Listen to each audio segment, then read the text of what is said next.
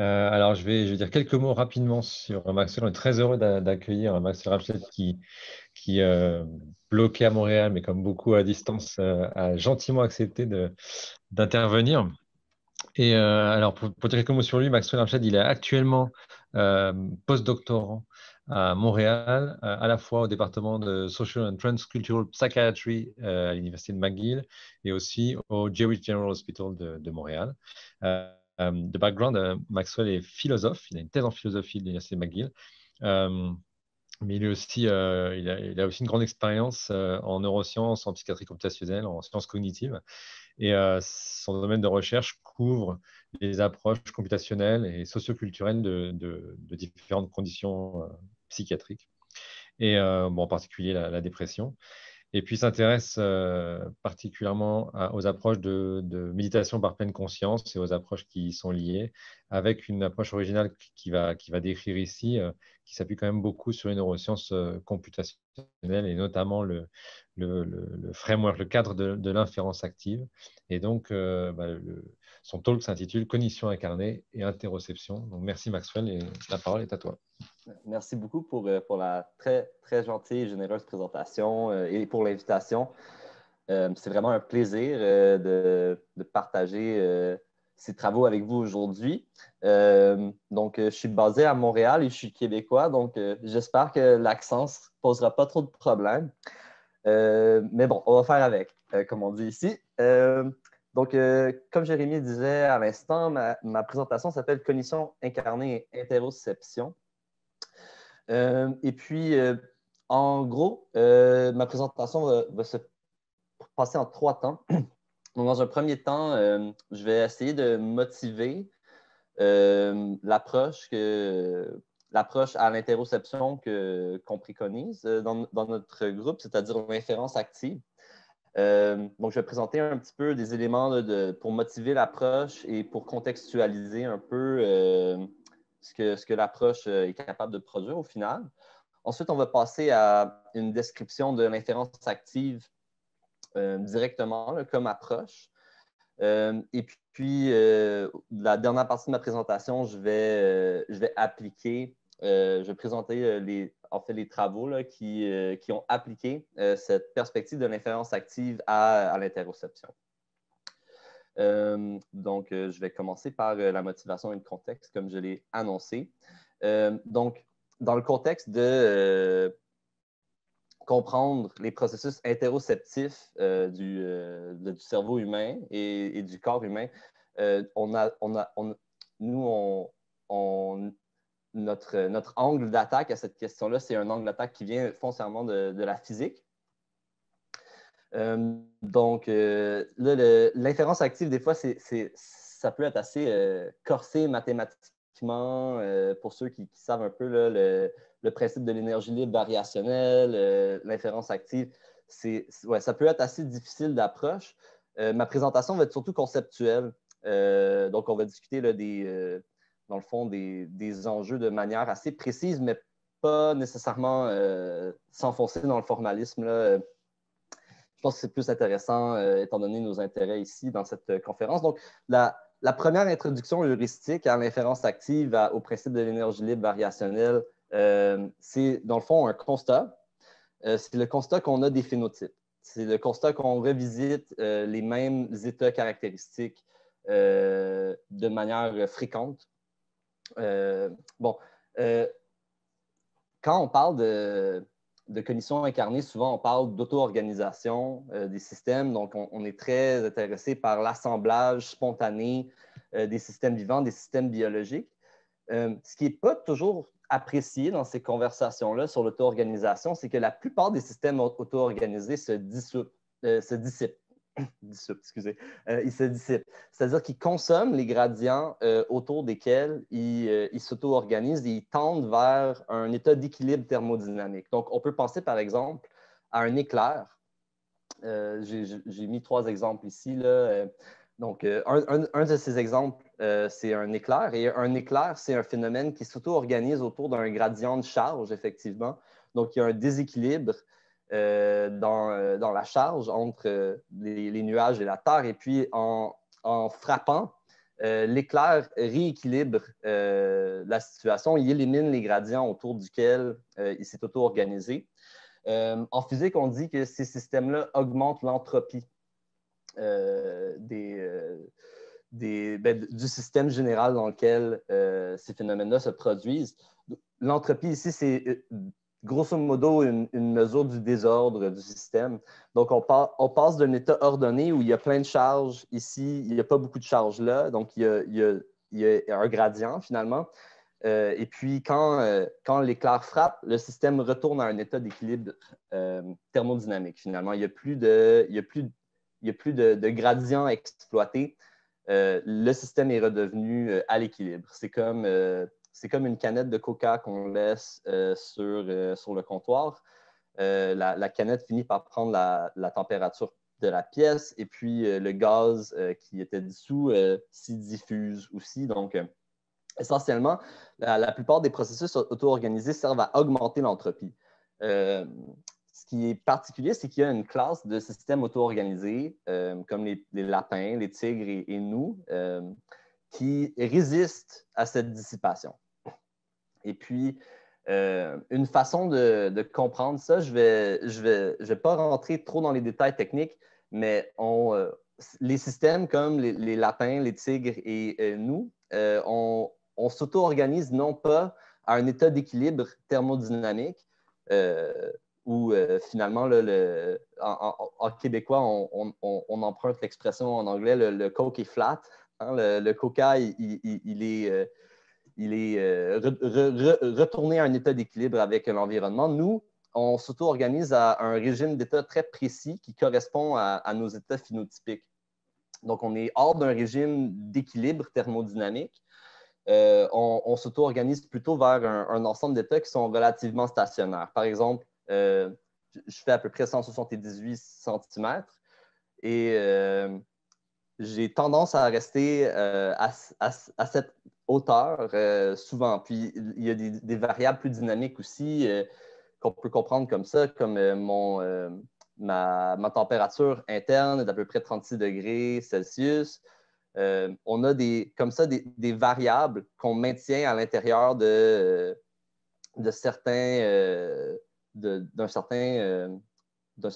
à l'intérieur d'un certain range, si on veut. Puis c'est ça. Donc, l'inférence active nous explique effectivement comment on arrive à se maintenir dans nos états phénotypiques. Donc, ça, c'est une introduction assez abstraite. Pour en venir au plus concret, là, pour penser à comment ça s'incarne dans le cerveau, finalement. La deuxième introduction heuristique que je vais présenter là, pour l'inférence active part de la perspective de l'agent. C'est-à-dire, pour comprendre l'intelligence d'un système, il faut d'abord comprendre l'information à laquelle le système a accès. Donc, si on imagine un système biologique simple, ici, j'ai un espèce de cerveau attaché à une oreille de Spock. Vous savez, un système naturel comme il arrive fréquemment dans la nature. Ben, en ce qui concerne le cerveau n'a accès qu'à ses entrées sensorielles. Et puis, la nature de ces entrées sensorielles, pour ceux qui font de la neurophysiologie, vous le saurez, les signaux sont quand même bruyants. On est constamment en mouvement. Les neurones, les processus neuronaux eux-mêmes sont stochastiques. Il y a une espèce de bruit qui est inhérent à ces processus-là. Et en plus, il y a une variabilité une fiabilité qui est variable. Donc, une journée où il y a beaucoup de brume, par exemple, on ne va pas se fier à nos yeux de la même façon qu'une journée où il y a un beau soleil clair.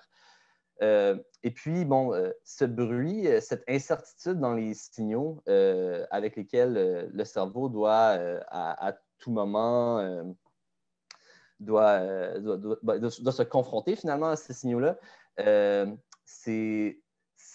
y a des questions de survie qui sont rattachées à interpréter la cause de ces signaux-là. Donc, si je suis un petit lapin et puis j'entends un bruit comme une brindille qui semble se plier de manière assez bruyante. Dans ce contexte-là, ce qui a causé ce bruit peut être assez important pour ma survie. Est-ce que c'est juste le vent ou est-ce que c'est quelque chose qui pourrait me manger? Puis, ce problème d'inférence est pertinent pour la survie de l'organisme parce qu'il y a plusieurs choses que l'organisme peut faire et puis de savoir ce qui a causé ces sensations, c'est nécessaire si on veut générer des patrons d'activité adaptatifs dans l'environnement. Donc, il y a plusieurs choix d'action possibles. La sélection d'action est cruciale pour la survie. Donc, l'organisme se retrouve dans cette situation où il doit essentiellement inférer qu'est-ce qui cause ces sensations afin de générer des patrons d'activité adaptatifs. Donc, je dis ça en guise d'introduction parce que l'inférence active explique comment cela se produit. Ou en tout cas, c'est une tentative d'expliquer comment cette délibération orientée vers l'action se produit. Ensuite, là, comme troisième introduction heuristique, là, on approche vraiment l'inférence active. Je vais parler de modélisation générative ou de modèle génératif. Donc, ça, c'est la stratégie de modélisation qui sous-tend toute l'approche, finalement, que ce soit l'inférence active, le principe d'énergie libre variationnelle ou les antécédents de ces théories en neuroimagerie. Donc, on a toujours à peu près le même schéma que voici. D'un côté, on a des données qu'on essaie d'expliquer, qu'on aimerait bien comprendre ce qui cause ces données-là. Ces données-là ont été causées par des causes latentes. On dit des états cachés puisqu'on ne les observe pas. Ce à quoi on a accès, c'est des données, par exemple, des données électrophysiologiques. Et puis, on essaie d'inférer ce qui a causé ces données-là. Donc, il y a une relation de causalité qui passe d'ici des états latents aux données observées. Et essentiellement, les méthodes que je vais décrire sont des techniques d'inférence pour déterminer ce qui a le plus probablement causé les données auxquelles on a accès. Donc, vous avez peut-être entendu parler là, de l'énergie variationnelle libre, la fameuse free energy du Free Energy Principle. Pour les gens moins calés en maths, des fois, là, ça peut avoir l'air assez ésotérique, presque magique. Mais de manière intuitive, on peut dire que cette énergie libre variationnelle, ce n'est qu'une mesure du point auquel nos données sont expliquées par un modèle de comment les données ont été générées. Donc, un modèle du processus causal qui a généré nos données. Je vais donner un exemple. En fait, ça, c'est le contexte historique de développement de ces méthodes-là. C'est la modélisation pour la résonance magnétique fonctionnelle, l'imagerie par résonance magnétique fonctionnelle. Je suis certain que vous savez ça, là, mais si vous avez déjà vu des images, là, des espèces de heat maps, des images très colorées là, des régions du cerveau qui sont activées dans certaines tâches, vous saurez que ce qu'on mesure, en fait, ce n'est pas l'activité cérébrale directement. Ce qu'on mesure, c'est un proxy pour cette activité-là. C'est de fait le signal qu'on mesure en IR-FM. C'est les signaux deep bold pour Blood Oxygenation Level Dependent. Donc, c'est un signal qui dépend finalement ou qui est relié à l'utilisation d'oxygène par les neurones. Donc, ce n'est pas une mesure directe de l'activité, c'est une mesure indirecte de l'activité. C'est une mesure finalement des produits métaboliques de l'activité neurologique. Et puis, ce qu'on essaie de faire finalement, c'est qu'à partir de ces signaux bold-là, on essaie de trouver quelle est l'activité neurobiologique sous-jacente qui a le plus probablement causé les données qu'on observe. Donc, dans ce contexte-là, dans le contexte de la modélisation causale dynamique, ce qu'on fait essentiellement, c'est qu'on écrit différents modèles de la connectivité cérébrale sous-jacente qui auraient pu générer nos données qu'on a mesurées avec la neuroimagerie.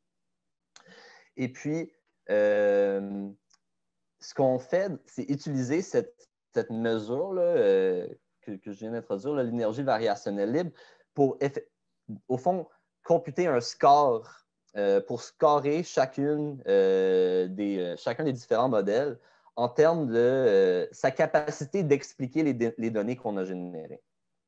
Donc, ça, c'est l'espèce de cadre méthodologique général. Et puis, la plupart des papiers là, que vous voyez là, qui viennent du groupe de Carl Friston à University College London, au Royaume-Uni, utilisent ce genre de méthode-là. Donc, ce que je vais vous expliquer à l'instant, c'est ça descend de ces techniques-là d'analyse de données de neuroimagerie. Donc, ça, c'est la modélisation causale dynamique. L'inférence active comme telle, ça rentre dans le portrait quand on se demande qu'est-ce qui se passe quand les données que j'essaie d'expliquer, ce n'est pas des données qui ont été générées par la neuroimagerie, c'est des données qui sont constamment générées par mon corps qui agit spontanément, dynamiquement dans l'environnement et qui, effectivement, sample l'environnement, donc qui dans le fond, interroge l'environnement à l'aide de saccades sensorielles et autres. Et puis, c'est ça. Donc, l'inférence active, c'est un modèle de la cognition qui essentiellement dit que le cerveau fait un peu comme nous on fait quand on analyse l'imagerie fonctionnelle, c'est-à-dire il y a des canaux sensoriels qui nous donnent des données sensorielles, donc les données de la rétine, les données des surfaces sensorielles sur la peau, les données de la cochlée, et on essaie d'inférer ce qui a causé ces données-là. Pour les êtres vivants, une des plus grandes contributions au processus causal qui génère les données, bien entendu, c'est l'action de l'organisme dans l'environnement. Par exemple, les saccades visuelles qu'on utilise pour interroger la structure causale de l'environnement constamment. Donc, ça, c'était un peu l'introduction. Là, on va voir un peu plus en détail ce dont il s'agit avec l'inférence active. Juste pour ceux qui connaissent un peu plus la littérature, il y a une distinction à faire un peu fine là, entre le traitement prédictif, qui est une stratégie d'explication de l'activité neuronale, et puis l'inférence active, qui est une version spécifique de cette stratégie générale. Je ne vais pas trop faire de différence, mais je voulais juste souligner qu'il y a quand même cette différence. Mais bon, on va maintenant discuter un petit peu de l'inférence active plus précisément. Donc, je pense qu'une des bonnes façons là, de comprendre ce que ça fait l'inférence active, c'est de le contraster à la vision un peu plus traditionnelle que vous aurez peut-être entendu là, en faisant un bac en neurosciences. Donc, la vision traditionnelle du traitement cognitif montre ou présente le cerveau comme un détecteur agrégatif dont le fonctionnement est principalement ascendant. Donc, par ça, je veux dire qu'il y a essentiellement une structure par couche au cerveau. Et puis, il y a un signal ascendant là, qui vient des régions plus sensorielles vers les régions plus cognitives, si on veut. Et puis, le portrait traditionnel du cerveau, c'est un portrait qui dépeint le cerveau comme étant principalement dirigé par le signal ascendant. Et puis, il y a effectivement une discussion des signaux descendants, mais on voit ça surtout comme de la rétroaction du feedback. Donc, essentiellement, dans l'image traditionnelle de comment le cerveau fonctionne, les zones plus sensorielles sont d'abord sensibles à des stimuli assez simples. Et puis, en ascendant la hiérarchie corticale, ces stimuli-là sont agrégés finalement pour faire des percepts. Et puis, à un moment donné, dans cette histoire, il y a quelque chose comme le sens, l'affordance qui sont supposés émerger. Il y a des problèmes avec avec cette approche-là, je ne vais pas passer trop de temps, mais on peut constater, par exemple, que 80% des connexions synaptiques dans le cerveau font le chemin inverse. Donc, 80% du budget énergétique du cerveau, selon cette image-ci, servirait à essentiellement faire de la rétroaction. Ce qui semble assez farfelu comme manière de gérer son budget énergétique. Il faudrait plutôt mettre l'énergie là où l'activité principale du cerveau pourrait en bénéficier. Donc, je ne vais pas trop m'éterniser là-dessus, mais c'était juste pour contraster. L'inférence active, c'est presque une inversion de ce schéma-là. Ce que ça dit, c'est que le cerveau, principalement, c'est un organe de prédiction. Donc, il y a d'abord des prédictions qui descendent, et puis le signal qui monte finalement là, des régions plus sensorielles aux régions plus cognitives. Dans cette perspective-là, c'est vu comme une erreur de prédiction. On va voir ce que ça veut dire à l'instant. Une chose à mentionner, c'est que ce n'est pas tout à fait, c'est pas complètement une inversion du received view, là, de la vision traditionnelle, puisqu'il y a un traitement cognitif bidirectionnel qui est en jeu ici. On va voir ce que ça veut dire. Donc, là, c'est juste pour rappeler, là, donc on a, ça c'est comme la structure générale des modèles génératifs que je vais vous expliquer à l'instant. Bon, cette hiérarchie corticale-ci, dans le fond, selon le traitement prédictif, elle encode un modèle statistique, un peu comme ceux qu'on avait discuté à l'instant ici.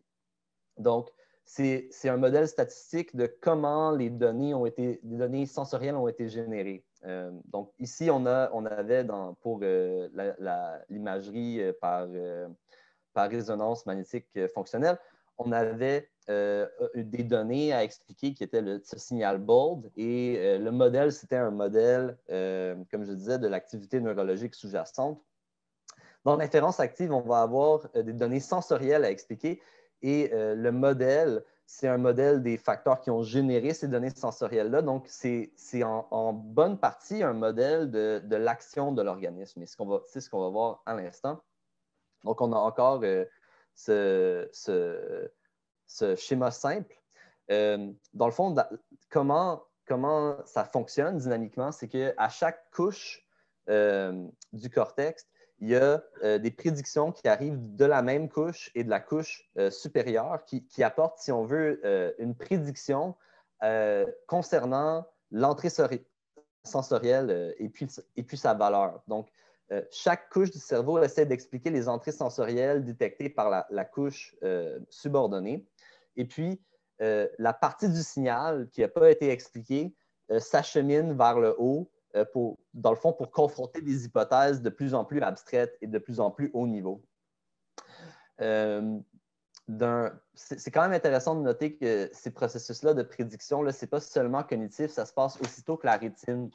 Donc, pour ceux qui font de la neurophysiologie, vous saurez que quand on étudie les champs récepteurs individuels de neurones, il y a des effets assez exotiques.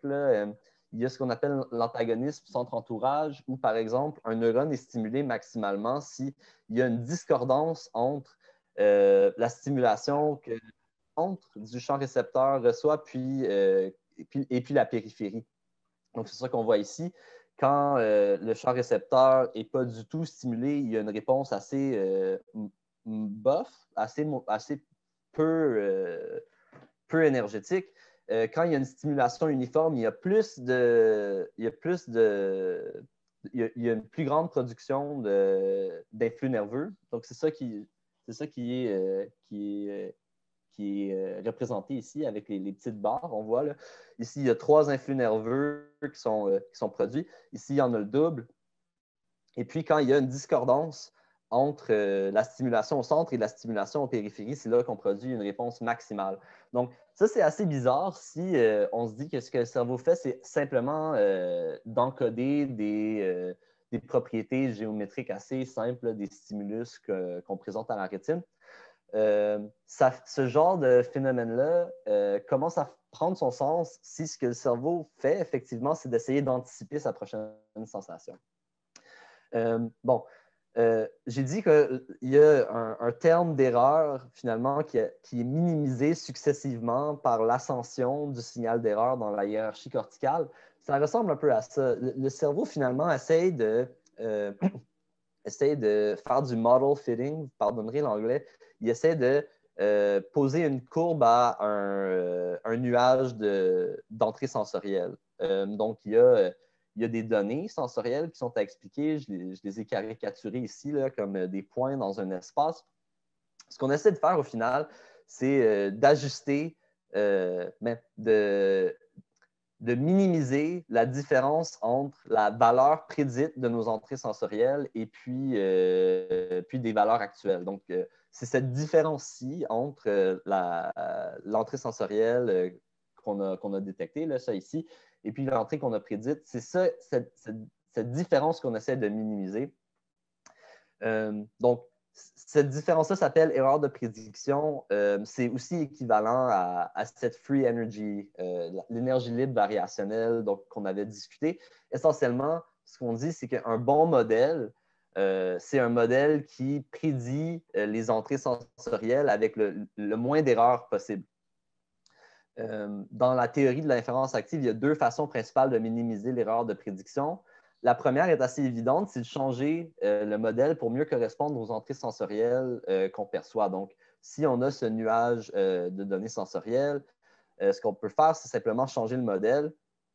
Donc ici, par exemple, passer d'un modèle plus linéaire à un modèle plus non linéaire. Et puis, si on compare les deux modèles, on voit que dans le deuxième cas, il y a moins d'erreurs de prédiction qui est générée que dans le premier.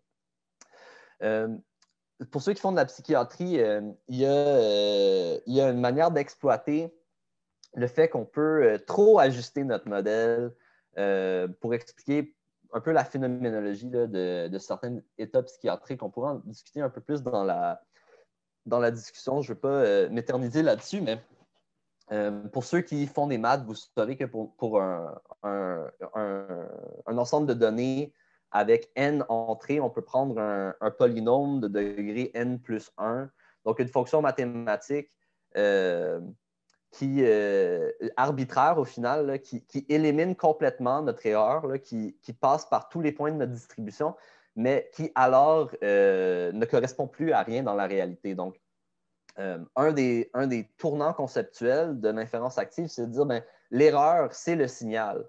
Et puis, un modèle, c'est au final comme une genre de carte. Puis pour ceux qui ont déjà navigué avec une carte, vous saurez qu'une carte à échelle 1-1, ça n'aurait aucune utilité. Une carte doit être plus simple que le territoire qu'elle modélise. Le modèle est toujours plus simple que l'ensemble de données qui doit être modélisé.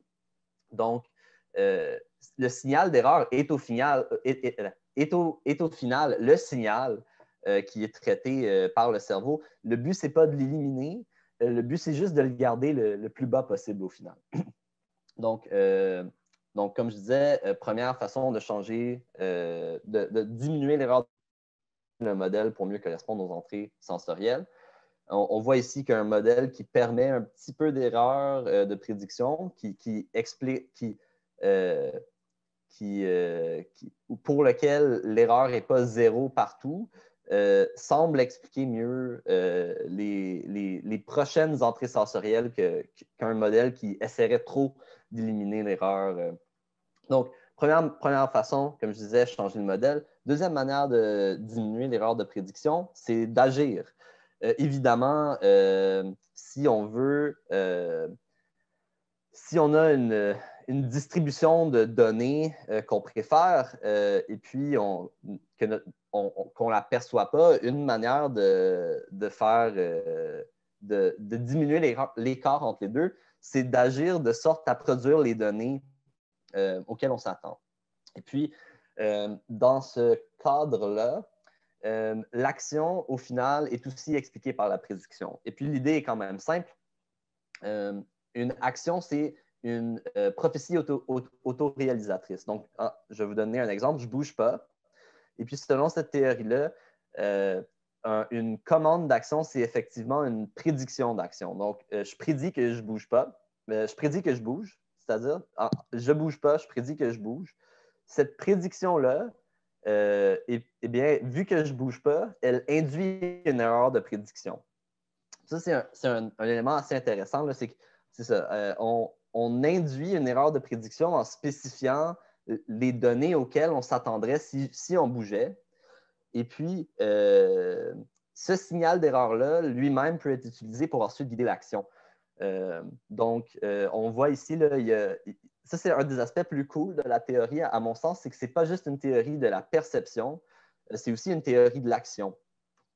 Et puis, c'est un peu pour ça là, que le traitement prédictif est avancé souvent là, comme un cadre théorique et expérimental unifié pour comprendre à la fois la perception et l'action.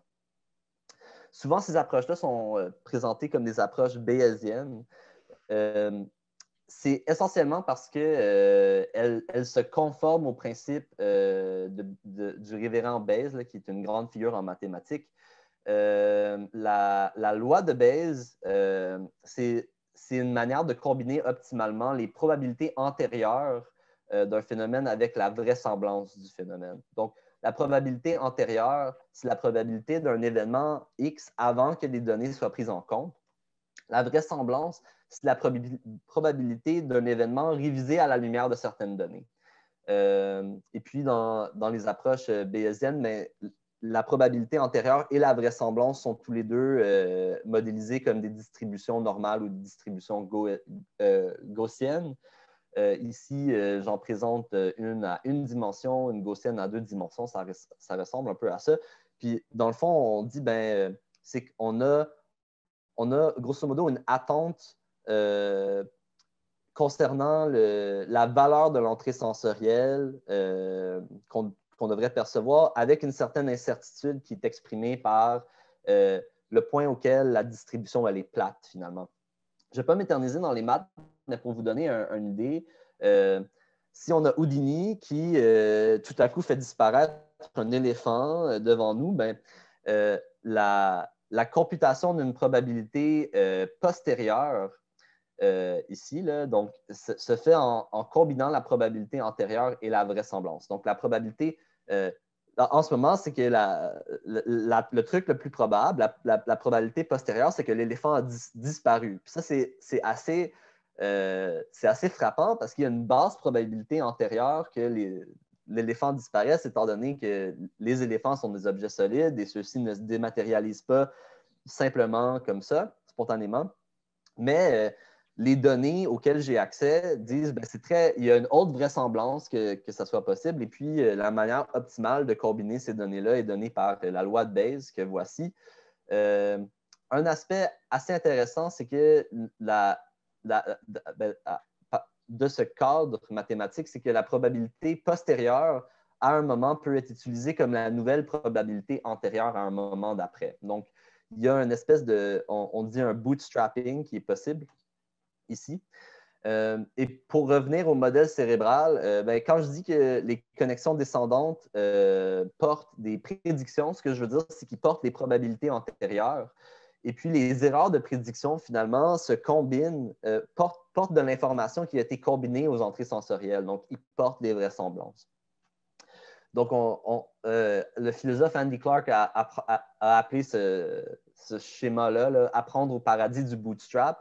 Effectivement, ce que cette stratégie-là permet, c'est un apprentissage auto-supervisé où chaque couche supervise l'apprentissage de la couche subordonnée sous-jacente.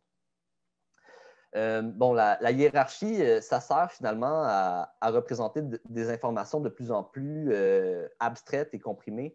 Je vais sauter un peu ça pour vous présenter un peu les modèles directement. Donc, là, il ne faut pas avoir peur. C'est vraiment juste une version des deux cercles et puis de la ligne qu'on avait ici. Donc, là, je vais juste vous expliquer un peu plus c'est quoi les cercles ici. Donc, il y a les données, il y a le modèle et puis il y a une relation d'inférence. Mais à quoi ça ressemble dans la pratique? Ça ressemble à ci. Je ne vais vraiment pas trop m'éterniser, mais Donc, on a nos entrées sensorielles, on a les états qui causent nos entrées sensorielles. Et puis, mathématiquement, ce qu'on fait dans l'approche, c'est qu'on rajoute des paramètres un peu pour être plus précis sur comment cette relation d'inférence-là se passe. Je ne vais pas m'éterniser là-dessus. Je vais simplement dire que, bon, dans ce cadre-là, un des construits assez intéressants qui sont introduits, c'est le construit de précision. Donc, c'est dénoté ici par gamma. Et puis, une précision, c'est essentiellement un construit mathématique qui nous permet de quantifier le point auquel le signal, le point auquel le système cognitif en question trouve que le signal auquel la précision est associée est fiable. Donc, quand on se promène et il y a beaucoup de brume, par exemple, la précision sur nos entrées sensorielles visuelles va diminuer. Je vais sauter un peu ça pour vraiment vous présenter l'inférence affective et l'inférence interoceptive. Donc, jusqu'ici, on a vu la version un peu vanille, la version comme de base de l'inférence active. On passe d'ici à l'inférence affective, interoceptive en 2 étapes. Premièrement, on définit, on introduit une précision à l'énergie libre, aux erreurs de prédiction elles-mêmes. Donc, au final, on définit une précision qui capture, dans le fond, notre confiance générale, la confiance qu'on a que les erreurs de prédiction qu'on génère, en fait, sont fiables. C'est-à-dire reflètent vraiment des écarts entre les données que je m'attendais puis les données que je reçois. Donc, donc on définit cette nouvelle précision-là et puis ce qu'on fait, c'est de définir une nouvelle couche d'inférence. Donc, des états qui prennent les précisions et les estimations, les inférences au niveau sous-jacent, comme des données pour de l'inférence subséquente. Donc, ça, c'est... je présente juste ça rapidement pour dire qu'il y a des antécédents dans la littérature. Là. Si vous connaissez Micah Allen, à Aarhus, au Danemark. Il a fait beaucoup de travaux là, sur l'interoception dans la tradition de l'inférence active. Ça, dans le fond, je ne veux pas trop me perdre dans les modélisations mathématiques, mais c'est vraiment juste pour illustrer le genre de stratégie qu'on emploie pour modéliser l'interoception. Donc, ce qu'on dit, c'est qu'il y a une couche d'état qui est hiérarchiquement structurée, qui prend finalement nos estimations de la précision de nos erreurs de prédiction et puis des estimations des états au niveau subordonné et puis qui, dans le fond, effectue de l'inférence sur soi. Donc, de l'inférence essentiellement qui porte sur la question que est-ce que je réussis bien ma tâche actuellement? Est-ce que je réussis bien à supprimer l'erreur de prédiction? Et puis, on peut imaginer que si on génère constamment de l'erreur de prédiction, effectivement, notre modèle n'est pas très bon et puis on a raison de ne pas se sentir très bien de manière heuristique. Donc, c'est ça effectivement qu'on implémente dans ce modèle-là. C'est vraiment c'est une couche d'inférence qui prend comme entrée, comme donnée finalement à modéliser les résultats de l'inférence qui se passait au niveau sous-jacent. Donc, il y a plusieurs avantages d'adopter un tel schéma. je ne vais pas m'éterniser sur le deuxième point parce que c'est plus technique et puis je ne veux pas trop prendre le temps. J'ai débordé de 5 minutes d'ailleurs. Donc, un des gros avantages, c'est que ça permet une adaptation plus rapide aux situations, étant donné qu'il y a une espèce d'auto-évaluation de nos performances inférentielles. Donc c'est cela. Et puis ça me mène à la fin de ma présentation. Ce qui en sort, dans le fond, c'est un modèle de la cognition où on a plusieurs couches cognitives, certaines organisées pour faire des évaluations statistiques par rapport aux autres. Donc, de s'engager dans une forme d'inférence à propos de soi, d'interoception finalement. Donc, je vous remercie. Merci en particulier aux gens qui financent ma recherche et à mes collaborateurs proches. C'est ça. Merci.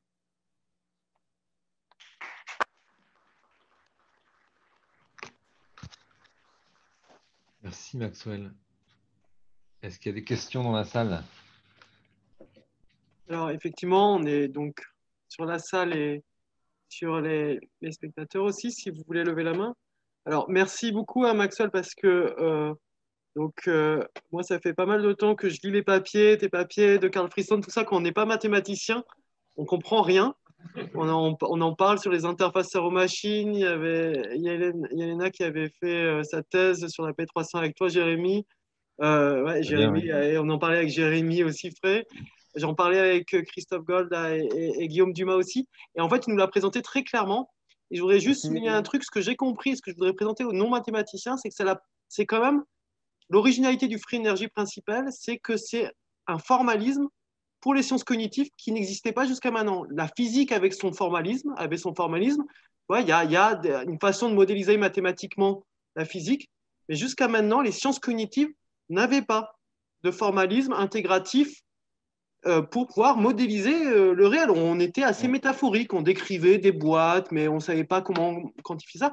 Donc c'est la première fois quand même qu'il y a un formalisme, et c'est pour ça qu'il y a un tel engouement actuellement, je pense, que ça soit un formalisme. Qu'est-ce que tu en penses, Maxwell, de présenter ça comme ça, de dire que c'est la première fois qu'il y a un formalisme intégratif qui semble proposer un modèle mathématique pour les sciences cognitives? Absolument. Le mot-clé, c'est vraiment intégratif.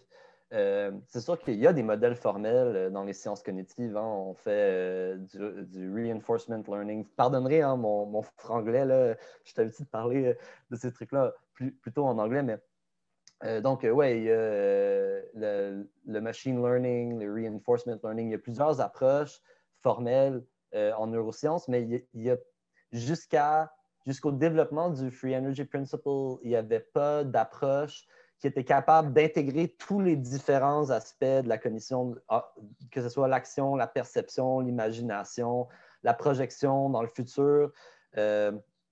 Tous ces éléments-là découlent du formalisme. Ça, c'est assez sidérant, en fait. C'est vraiment, là, on construit un système d'équations dynamiques pour le système et puis en l'intégrant, tous ces différents phénomènes, dans le fond, émergent de manière naturelle du formalisme qu'on utilise. Donc, c'est assez spectaculaire.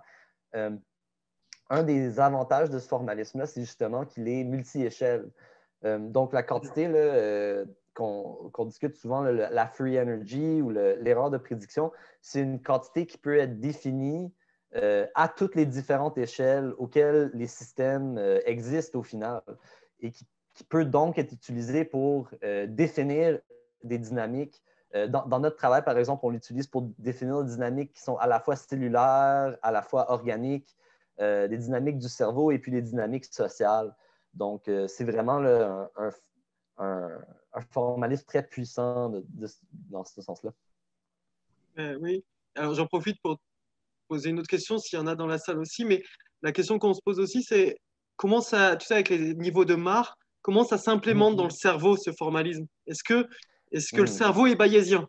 Il y a à se poser la question, parce que des fois, on a l'impression on interprète les images du cerveau en IRM avec un modèle bayésien à le cerveau est en fait suit le formalisme que Freestone utilisait pour analyser les images du cerveau. Et tout d'un coup, ça devient la carte qui devient le territoire, quoi.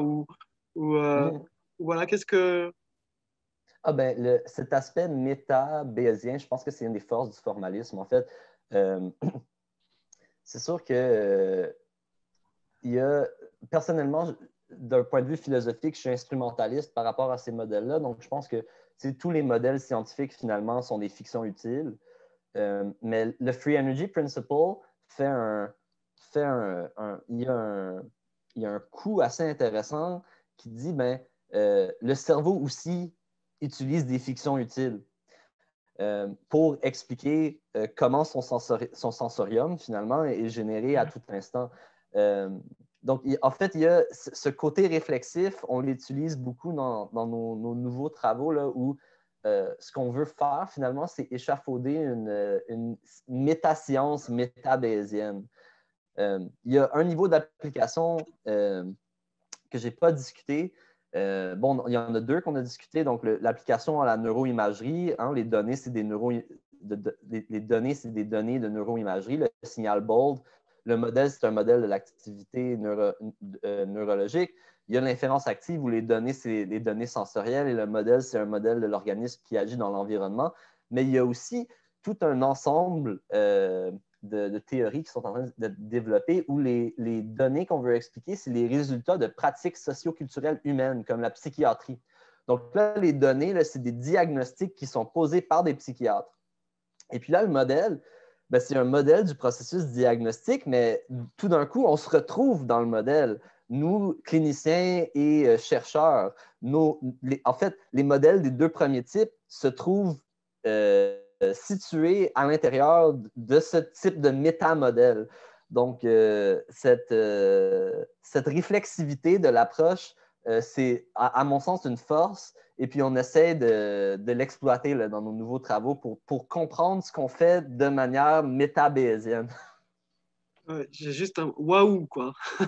Non, c'est fort. Ouais, c'est vertigineux quand même. Je vois bien de réintégrer le cadre des représentations et des valeurs sociales dans le modèle même des neurosciences et faire une espèce de méta-bayésien dans le truc, c'est assez vertigineux. Il y a une question ici, il y a François Vialat et Fabien Lotte qui a des questions. Parfait.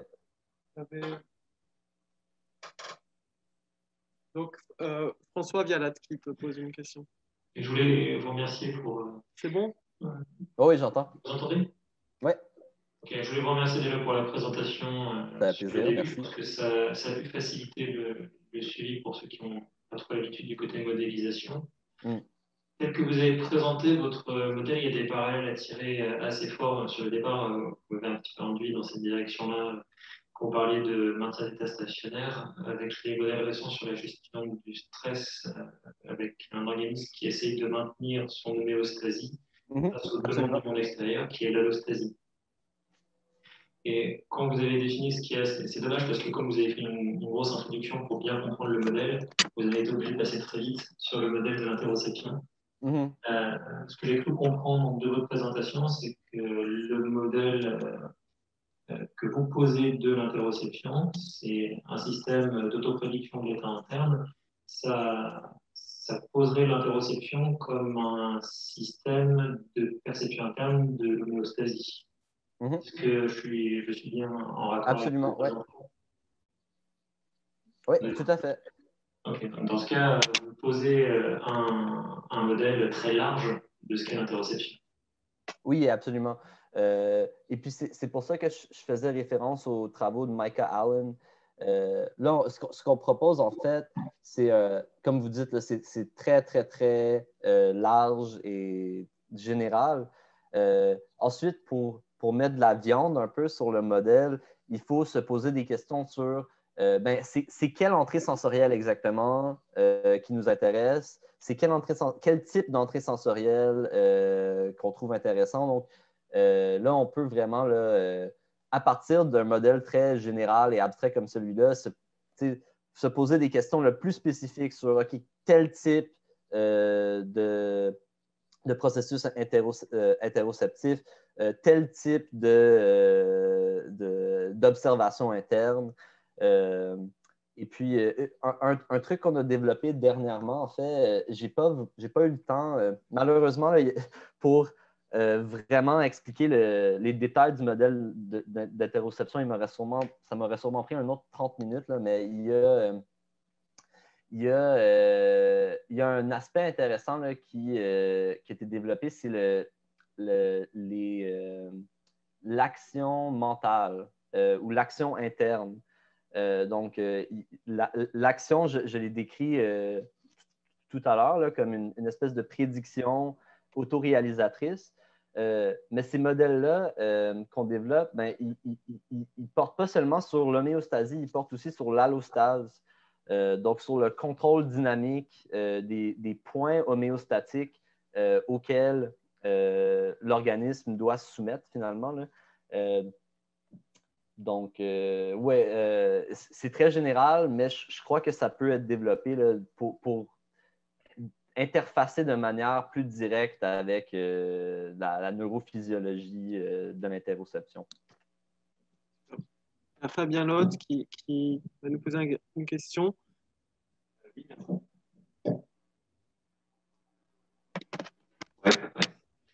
Merci pour la présentation.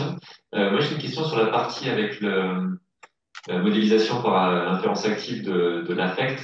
Donc, si j'ai bien compris, je suis pas sûr d'avoir bien compris. Donc, en fait, il y a un modèle d'influence active qui va faire le lien entre, en gros, les perceptions internes et les perceptions du monde extérieur et les actions. Et sur ce modèle-là, initial, il y a un autre modèle d'influence active qui va analyser les erreurs de prédiction. Donc, c'est une influence active qui est uniquement interne. Et dans ce cas-là, je me demandais, c'est quoi les actions? C'est quoi les actions dans ce modèle d'interoception? À quoi ça correspondrait dans le cerveau? Ah, très bonne question. Donc, juste pour préciser, il y a deux coups finalement qui sont faits pour passer de l'inférence active vanille, si on veut, le vanilla, à l'inférence affective. Donc, la première, c'est de dire, bon, le G ici, c'est notre énergie libre.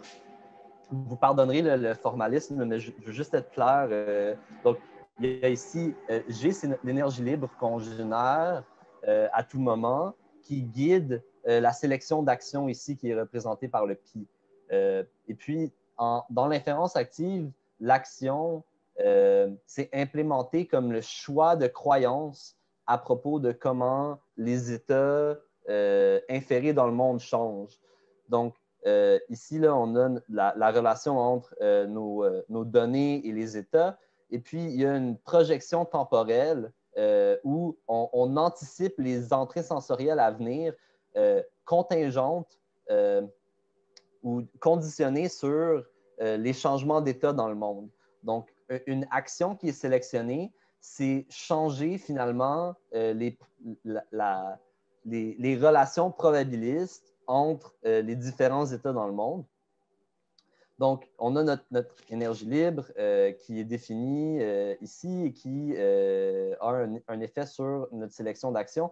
On définit une précision par-dessus l'énergie libre ici. Et puis, on prend ça, cette précision-là, et puis les états inférés au premier niveau comme des données pour de l'inférence au second niveau. Ensuite, ce qu'on remarque, c'est que bon, le modèle a aussi des croyances à propos de l'évolution, finalement, des états mentaux aussi. Donc, il n'y a pas juste les états, si on veut, là, externes du monde qui sont traqués.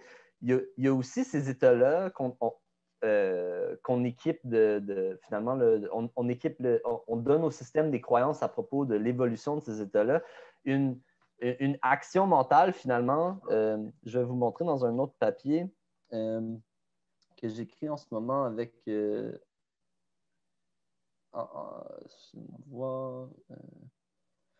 je vais juste le sortir rapidement. C'est un papier avec Lars Sandved-Smith, Jérémy Matou, Antoine Lutz et Casper Hesp.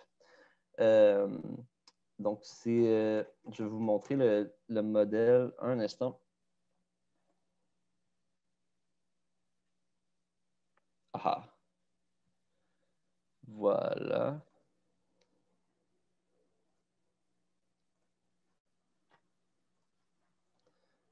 Donc, un modèle plus complet de l'interoception aurait pas seulement une sélection d'actions au premier niveau, mais aurait de plus une sélection d'actions mentales. Donc, où je dis mentale, c'est intérieur, si on veut.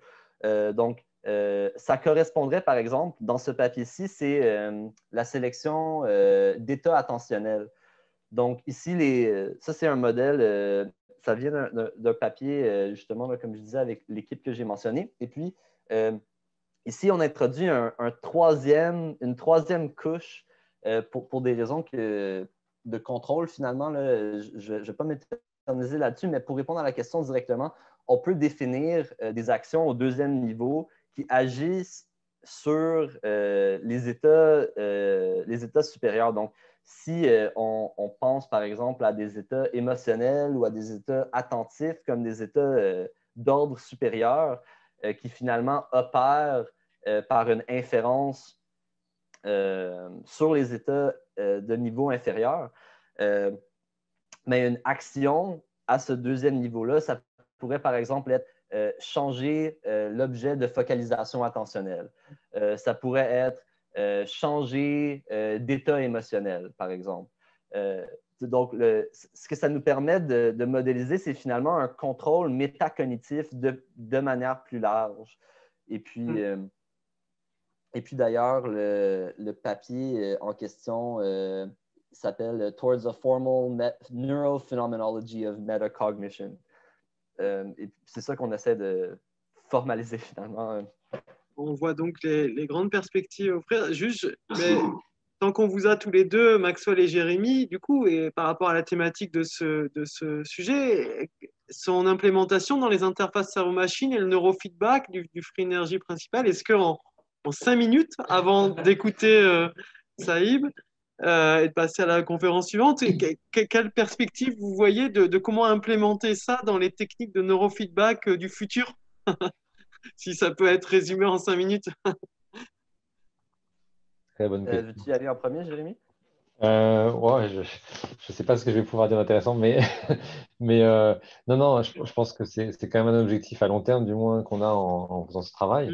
Et clairement, l'idée, pour pas trop s'avancer, ce serait de dire que ces modèles-là ont le mérite d'expliciter et de quantifier ce qui a trait à ces variables qu'on veut essayer de capturer et de bien définir, qui sont de l'ordre d'éléments cachés, métacognitifs. Et là où je vois un intérêt déjà, je dirais, dans ce qu'on va essayer de faire dans la suite de ce papier-là, c'est par exemple, ce modèle va nous donner beaucoup d'insights en fait, et va nous aider par exemple à définir différents types d'attention. Juste pour donner un exemple, en fait, voilà, une attention qui serait liée à un gain top-down, par exemple, d'une attention qui serait plutôt liée à maintenir une sorte d'action, une politique d'action mentale sur la durée. Donc tout ça dans le modèle, ça a la beauté d'être différencié. Et alors évidemment, le modèle il doit se décliner pour des tâches particulières. Donc tout ça va être un travail de longue haleine. Mais la perspective est assez jolie dans différents domaines qu'on va d'ailleurs pouvoir relier par des ponts, que ce soit la méditation ou le neurofeedback, d'aller capturer un peu ces différents phénomènes qu'aujourd'hui on décrit plutôt qualitativement. Voilà. Bon. Je suis complètement d'accord avec ce que Jérémy disait. Et puis, je rajouterais qu'il y a aussi la possibilité d'un feedback behavioral qui peut être assez intéressant avec ces modèles-là. Donc, oui, il y a toute la composante neuro. Hein. Ces modèles-là je veux dire, ils décrivent les dynamiques neuronales auxquelles on devrait s'attendre dans certaines circonstances, là, comme par exemple pour la méditation ou d'autres processus. Mais il y a aussi une dimension proprement behaviorale où on peut utiliser ces modèles-là pour prédire le comportement des agents. Puis faire vraiment des prédictions quantitatives sur le comportement des agents. Donc, il y a quelque chose comme un behavioral neurofeedback qui devient possible, je crois, avec ces techniques-là. Surtout là, si on les combine à des techniques de neuroimagerie moins invasives, là, comme l'électroencéphalographie portable et des trucs comme ça. Là, je crois qu'il y a un grand potentiel pour... parce qu'en ce moment, je veux dire, le neurofeedback, c'est très cool. Je crois que c'est vraiment une des grandes voies de l'avenir. Je crois qu'il y a aussi la possibilité de rendre ça encore plus écologiquement valide en incorporant une dimension comportementale qui peut être modélisée par ces techniques-là. Merci beaucoup. Hein. C'était ce qu'on voulait toucher du doigt aujourd'hui dans cette journée, c'est le futur des neurosciences au travers du futur du neurofeedback ou l'inverse. Et en tout cas, merci à vous deux pour nous avoir rendu accessible ce qui est encore un peu caché et qui pourtant nous semble déterminer fortement ce qui va se développer dans le champ des neurosciences et dans le champ des thérapeutiques du futur, dont le neurofeedback. Donc, merci ça m'a beaucoup, grandement fait plaisir. Merci vraiment pour l'invitation. Merci. Bon, on est quand même à distance, mais on fait les habitudes. Merci, Maxwell.